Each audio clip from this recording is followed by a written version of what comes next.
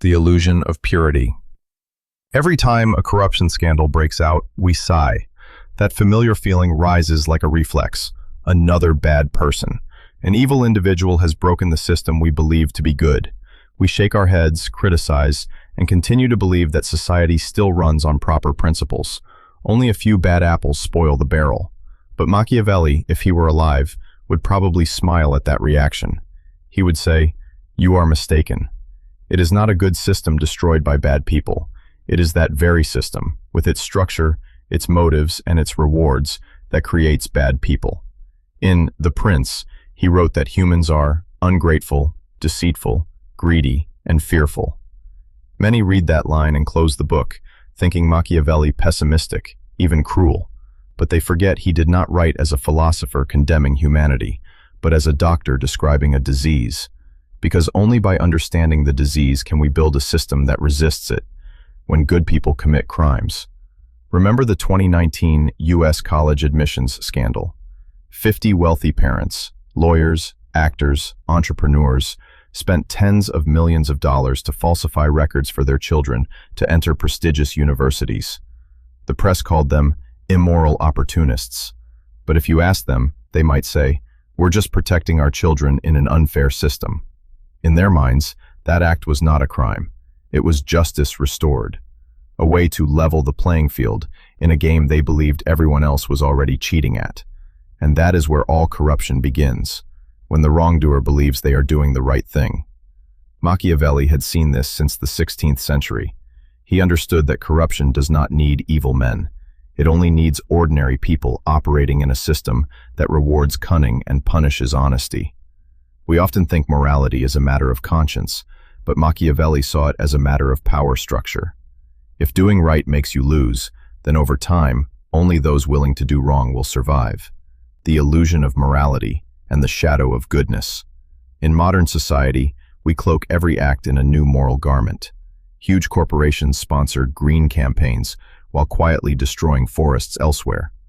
Billionaires proclaim to act for humanity when investing in artificial intelligence, but are really buying control over the future. And those who claim Machiavelli saw clearly, nothing is more dangerous than a person who believes their evil is necessary for good. The Renaissance churches preached humility while hoarding gold. Florentine merchants funded chapels while exploiting craftsmen to exhaustion. And all of them believed they were serving the will of God, the system of self-deception. We tend to see the world through the lens of bad people in a good society. But Machiavelli asked, what if that good society is merely a collective illusion? Imagine a city where police take small bribes just to speed things up. Everyone knows, everyone stays silent. At first, it's just a few bills to get things done. But once everyone gets used to it, the law loses its value. People learn that law is something you can buy. And from there, every moral principle begins to melt away. Psychologists call this the slippery door effect of morality. Each small wrong step opens the door to a bigger one. Once you learn how to bend the rules, you can never unlearn it. Corruption is not a leap, it is a slide. Machiavelli observed this in the Italian city-states, from a merchant bribing a tax collector to a politician buying a parliamentary seat, until the entire republic was sold to the highest bidder. It all began with a small compromise, a bit of flexibility, a justification that everyone does it, when purity becomes an illusion. We like to believe we are different, that we are honest, upright, and would never do wrong. But Machiavelli, who lived among morally dignified rulers, knew better than anyone. People do not fear sin, they fear being caught. He wrote, "The law is effective only when people believe breaking it will lead to punishment. Not because they love the law, but because they fear the consequences. And when punishment is uncertain, when the law exists only on paper, honesty becomes a luxury." In Florence, he saw generous merchants who once funded the city now resorting to bribing officials. Not because they had grown more evil, but because they had grown more rational. If a wrongful act brings benefit with little risk, then by Machiavelli's logic, it will be chosen. Humans, he said, calculate more than they moralize. we are no different today. No one wakes up humanity.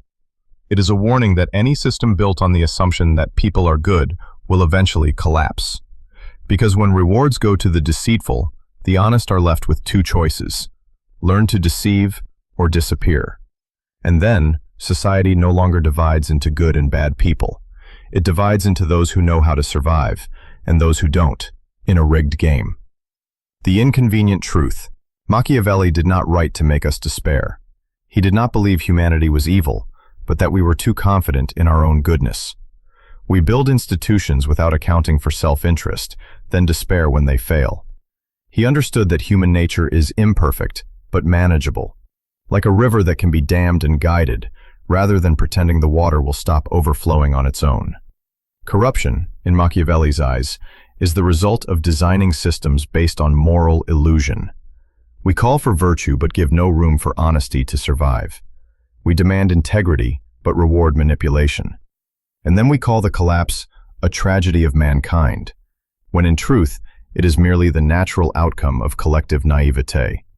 The first step toward awakening. Perhaps Machiavelli did not wish us to become cynical or cruel. What he wanted was awareness, that before dreaming of justice, we must understand the nature of injustice. Before praising goodness, we must recognize the power of greed. As long as we believe that corruption is just the fault of a few bad people, we remain deceived. Corruption is not an exception. It is the natural product of systems built by humans, and humans always have limits. The question is no longer, how do we eliminate corruption, but how do we make sure it isn't the most rational choice? At the end of every era, people look back and say, morality was stronger in the past. But Machiavelli would simply smile. No, humanity is not worse. We are merely playing different games, with different rewards. And we act exactly as history has always shown. Self-interested, clever, and ever ready to justify our behavior if it brings the desired result. When we understand that, we have walked halfway down the path, from the illusion of purity to the recognition of the structure of corruption. The invisible mechanism of corruption. There was one thing Machiavelli understood earlier than anyone else. Corruption does not begin with an evil act. It begins with a good reason. A man justifies doing something wrong just this once. An official says that accepting a small gift doesn't hurt anyone. A leader claims that this is a difficult decision, but it's for the greater good. In that moment, each of them believes they are doing the right thing, and thus, sin is wrapped in the shell of virtue. No one sees it anymore. But that very moment, when wrongness is branded as righteousness, is where corruption truly begins. When the system starts rewarding liars. In any organization, from governments to corporations to small communities, there exist two kinds of rewards: the public reward for doing right, and the hidden reward for playing the game correctly. The honest are praised, but the flexible are promoted. Those who follow the rules are respected, but those who find shortcuts grow rich. Over time, society filters out those who understand that success does not come from being right, but from fitting into the system. Machiavelli called this the logic of power. In Discourses, he wrote, "He who acts honestly in a corrupt state perishes by that very honesty." A cold statement, yet an accurate one. When laws exist only as decoration, morality becomes a dangerous game. Look at any large company today. When results are measured by profit, not integrity, the entire structure of incentives bends toward deceit.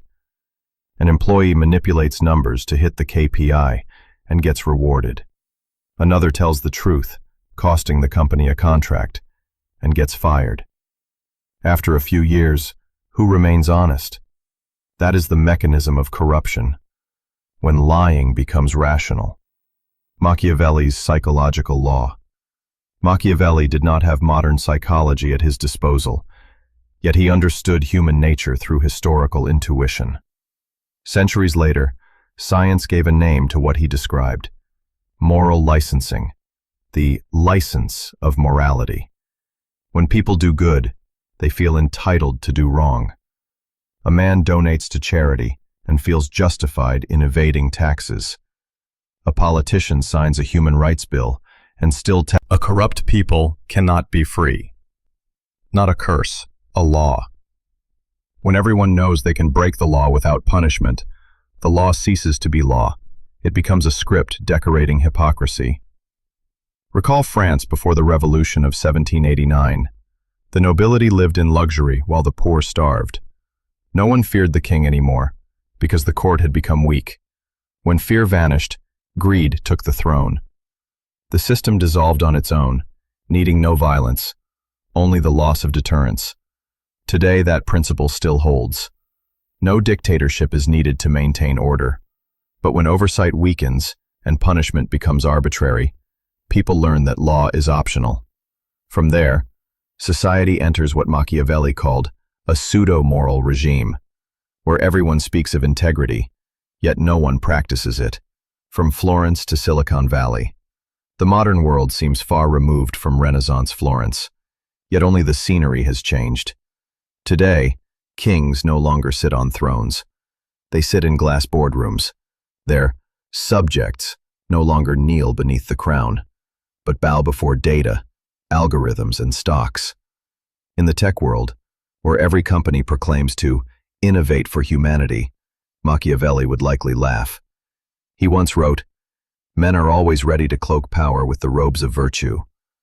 A corporation builds a social network claiming to connect the world. But the more connections there are, the more data, the more profit. An AI company declares it is developing safe AI for humanity. Yet every step forward opens new avenues for domination. This is the moral mask of power, where goodness becomes a tool of interest. Thus, a subtler form of corruption is born. Not the corruption of money, but of meaning. People no longer steal property, they steal belief, making us think everything they do is for good. Self-deception, the ancient art of mankind. What Machiavelli observed was not only behavior, but the psychological structure behind it. Humans don't just deceive others, they deceive themselves. In a city, officials may sincerely believe they are serving the people, even as they sign contracts for relatives. CEOs may truly believe that firing thousands of employees is necessary to save the company. Neither sees themselves as wrong, because they have restructured their inner. One intends to make society corrupt. Yet, as Machiavelli saw, corruption spreads like a plague. Imagine this. An official accepts a small envelope. An engineer overlooks a safety flaw because there's no time. A teacher raises a grade for a friend's child. Each act seems small, even harmless, but together they form a culture where law becomes negotiation. Like the broken windows theory in sociology. When one window is broken and left unrepaired, the entire neighborhood decays. Similarly, when one wrongdoing goes unpunished, the system adopts it as the new norm, and greater wrongs become just the next step in a logical chain. Machiavelli once said that states fall not because of sin, but because of familiarity with sin. A society can endure a traitor, but not a populace that learns to betray and still feel righteous, when the honest are pushed out of the game. There is a cruel paradox within corrupt systems. It is the good who lose. An official who refuses bribes is isolated. A business that won't grease the wheels loses contracts. A truthful journalist is replaced by one who writes more agreeable stories. Over time, these people leave, leaving room for those who know how to survive. Economists call this adverse selection, negative selection. When the environment rewards bad behavior, only the bad thrive. Then, society doesn't need new villains, it creates them itself. And that is why anti-corruption campaigns often cleanse only the surface. They wash the face without changing the blood. Corruption as a law of thermodynamics. Machiavelli was among the first to see society as a machine. He understood that every system, no matter how perfect, tends toward decay, just as energy in physics transforms into disorder. Without counterforce, without maintenance, order dissolves. He looked at the Roman Republic, once built on virtue and civic duty. But as the empire expanded and wealth poured in, honesty became a burden. Officials bought offices. Generals bought loyalty. No one declared, "Let's destroy the Republic," yet each added a small brick to the wall of decline. Through generations, corruption became normal. And when what was once sin became custom, no one noticed that society had changed color. That is those who dare to do evil, but in those who make others believe that evil is good. And once that deception seeps into language, there is no way to tell truth from falsehood. That is the final stage of corruption, when society no longer realizes it is decaying. The point of no return. Once morality is replaced by efficiency, change becomes nearly impossible. For instead of asking, "Is this right?" people ask, "Does this work?" And when the wrong question is repeated long enough, it becomes instinct. Machiavelli knew that when a state reaches that point, reform is almost impossible. Those who benefit from the old system will fight to protect it. Those who want change are too weary, too cynical, or too busy surviving to act. Like a house eaten from within by termites, still beautiful, still lit, but one touch and it collapses. Corruption does not scream. It spreads quietly until collapse is the only thing left. Machiavelli's cold gaze. What made Machiavelli different from moralists of his time was that he did not seek to condemn people, but to understand them. He did not ask, "Why are they evil?" He asked, "What system makes evil rational?" Because he believed that only by understanding true motives could we redesign the rules of the game. Morality cannot save a society if its incentives reward immorality. Only a wisely structured system of power can preserve order. Thus, instead of illusions about human goodness, Machiavelli invites us to face reality. People will always seek their own interest, and the only way to sustain harmony is to align that interest with the common good. Corruption, as Machiavelli showed, is not a calamity from outside. It is the fatigue of the collective soul. It is when society forgets why it made laws in the first place. It is when right and wrong are replaced by gain and loss. But understanding this mechanism is not a cause for despair. It is where hope begins, because only when we understand how the system works can we learn how to rebuild it. And that is the shift from awareness to action, from Machiavelli's cold observation to his constructive philosophy. Redesigning humans and systems. There's a paradox that every civilization must face. People want to live in an honest society, yet behave as if they themselves are the exception. We praise justice but bend the law when it blocks our personal interests. And then we ask, why is the world so corrupt? Machiavelli would say that the question is wrong from the start. It's not why corruption exists, but why there are still spaces untouched by it. For in his view, corruption is the natural state of power when it is not designed to restrain itself. The power of design over morality. Machiavelli did not believe in moral promises. He had seen enough lords, priests, and merchants preaching honesty while secretly bribing one another. He understood that oaths, honor, and faith are fragile against the temptation of gain. So he asked a different question. If we cannot rely on morality, can we design a system that forces people to act rightly, even when they are selfish? That question launched a revolution in political thought. For the first time, a philosopher placed hope not in human virtue, but in mechanisms that make virtue necessary.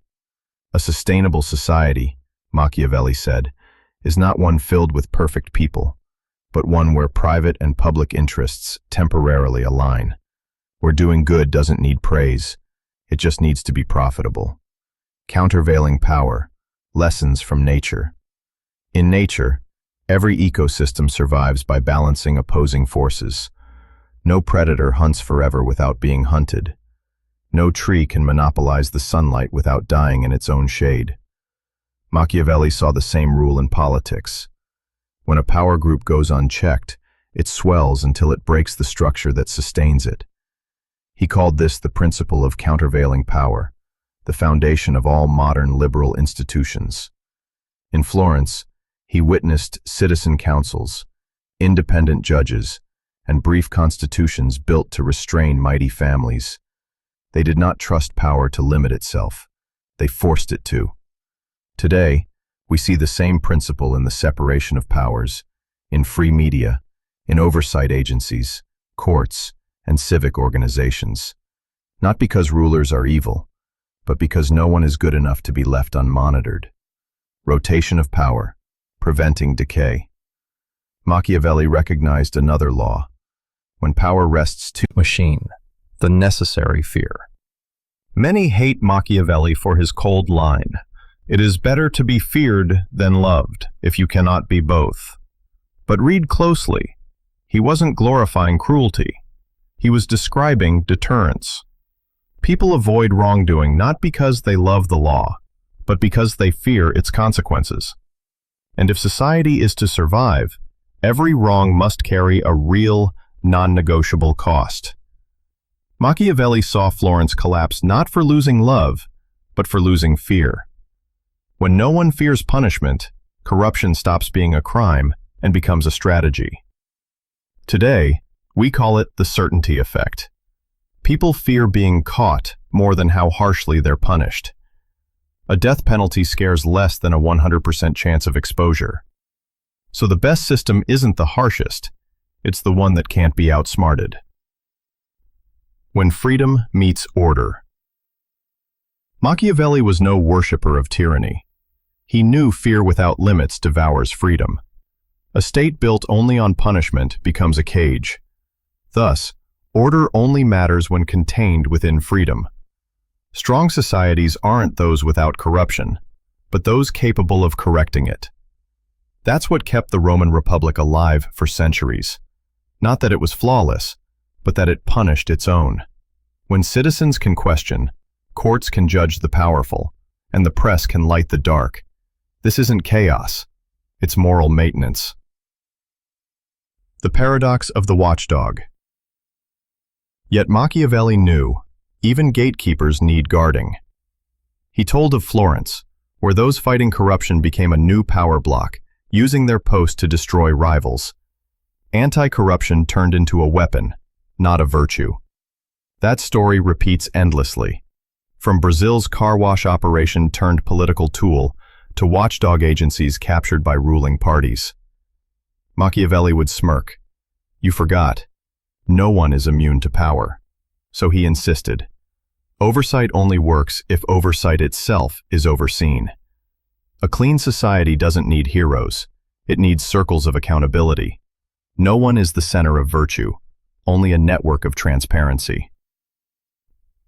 The role of citizens, maintainers of the Republic. In Machiavelli's philosophy, citizens are not spectators. They are mechanics of the political machine. When offers a way out. Don't try to change human nature. Channel it. As an engineer cannot alter a river's flow, but can redirect it to irrigate fields instead of flooding homes, a smart system turns self-interest into service. Imagine this. A journalist rewarded not for clicks, but for accuracy. A company taxed less only if it invests in education. A politician re-elected only if assets are disclosed publicly. When honesty pays, dishonesty starves. That is Machiavelli's pragmatic wisdom. You don't need to fix souls, just fix the rules. The death and rebirth of systems. History, to Machiavelli, is a loop of birth, stability, decay, and death. No system is immortal. Even the best will rot, worn down by time and human instinct. Yet he was not pessimistic. Like a forest after fire, collapse clears the ground for renewal. The goal is not to avoid corruption, but to regenerate after it. A society mature enough to admit mistakes and equipped to repair them is alive. Just like a body, an infection is less dangerous than losing immunity. Awareness, the beginning of recovery. If Machiavelli could send a message to the 21st century, he might say, you can build taller towers, but never forget to check the foundation. Every political or technological order stands on the same base, human nature. And as long as humans are driven by ambition, fear, and rationalization, every system must assume no one is fully trustworthy.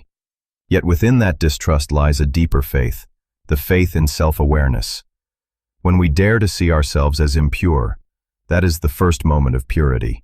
When a society admits its vulnerability to corruption, that is maturity. Machiavelli did not preach despair. He preached awakening, a cold but liberating kind. Only by facing the darkness within can we place the light correctly. The final question. At the end of this journey, Machiavelli leaves us with an uncomfortable question. In your system, where you work, live, and love, what happens if someone puts private interest above the public good? If the answer is nothing, then you found the root of corruption. For corruption doesn't need to start in a parliament. It can start in a room where we stay silent before a wrong. The question is not for politicians. Imagined was not a sinless paradise. It was a world of people who know they can err, and thus designed so error won't kill truth. A world where power is bound, honesty rewarded, and vigilance is not cynicism, but love for order. That is not the dream of angels. It is the work of humankind. And perhaps that is the most realistic hope philosophy ever offered us. You may not agree with Machiavelli, but he forces us to ask, are we truly living, or merely performing inside a system already decayed? Share your thoughts in the comments. I'll read every line. And follow the channel, because the hardest questions have only just begun.